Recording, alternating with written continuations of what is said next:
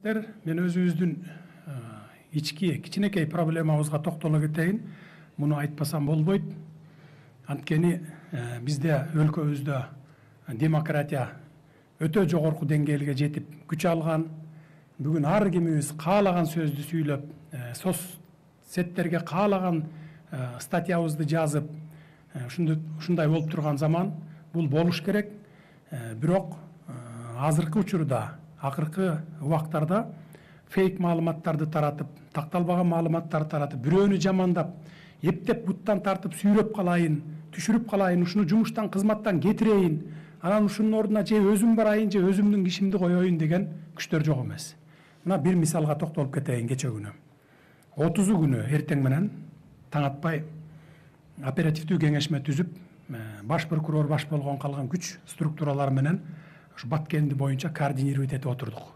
Мен өзүм күнү түнү дебей отурдум, 29-нан баштап, окуя башталгандан баштап бүгүнкү күнгө чейин.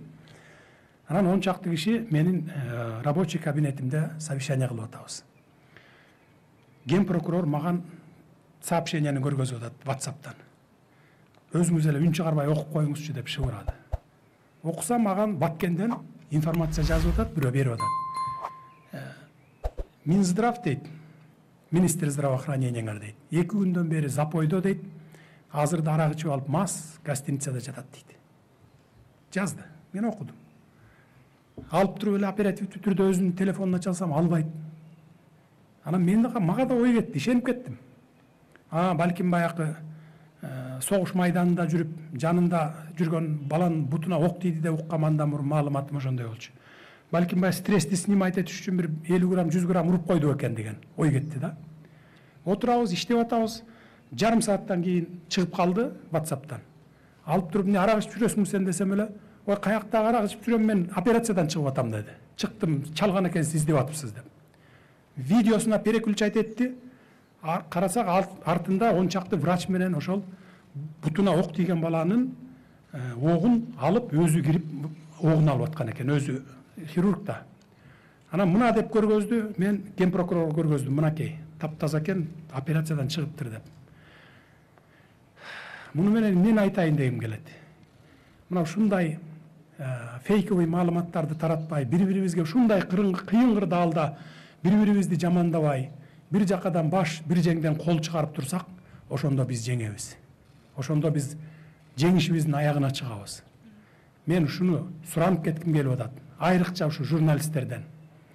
3 күн мурун, 5 күн мурун болгон маалыматты таратып, согуш токтогон мезгилде 3 күн өтүп кеткенден мына азыр болуп атат деп, эптеп эле баягы мындай бир кандай десем бир чагымчыл күчтөрдү ошо кайра ырбатып, ого бетер ырбатып ийгенге аракет кылган күчтөр дагы болду. Мен сиздерден суранам, айрыкча кыргызстандыктардан суранам, блогерлерден суранам. Мейли оппозицияңбы, позицияңбы, журналистсиңби, көз карандуу журналистсиңби, көз карандысыз журналистсиңерби? Мындан ары ушундай маалыматтарды таратпай, тескерисинче колдоп туруңуздарды мен суранат элем. Министрди кетиребиз деген күчтөр өтө көп. Эмне үчүн? Анткени мына министр барган күндөн баштап мен тапшырма бергенмин. Полностью медицина системасында коррупцияны жок кыласың. Уурдалып кетип аткан акчалардын баарын токтотосуң. Медицина тармагын бийик деңгээлге көтөрүп чыгасың деп. 1 айдан кийин келди. Духу түшкөн.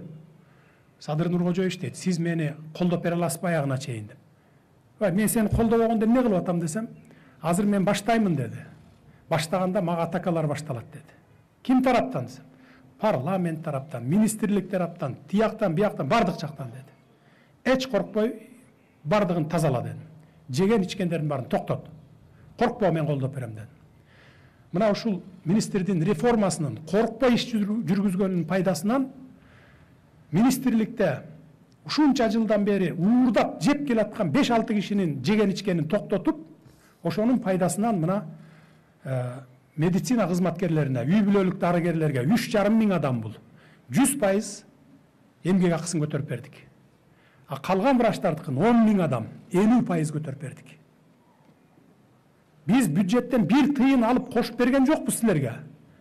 Силердин медицина тармагындагы уурдалып аткан акчаларды токтотуп туруп эле силердин зарплатаңарды көтөрүп берип койдук. Мына ушуну жасаган жалгыз министр ушул. Эң алдыңкы ишинин жыйынтыгы чыгып аткан министр ушул. Бизде азыр 30 жылдан бери коррупцияга белчесинен батып алып, тууган урукташып кетип бири-бирине, достошуп кетип ушу бийлик системасында.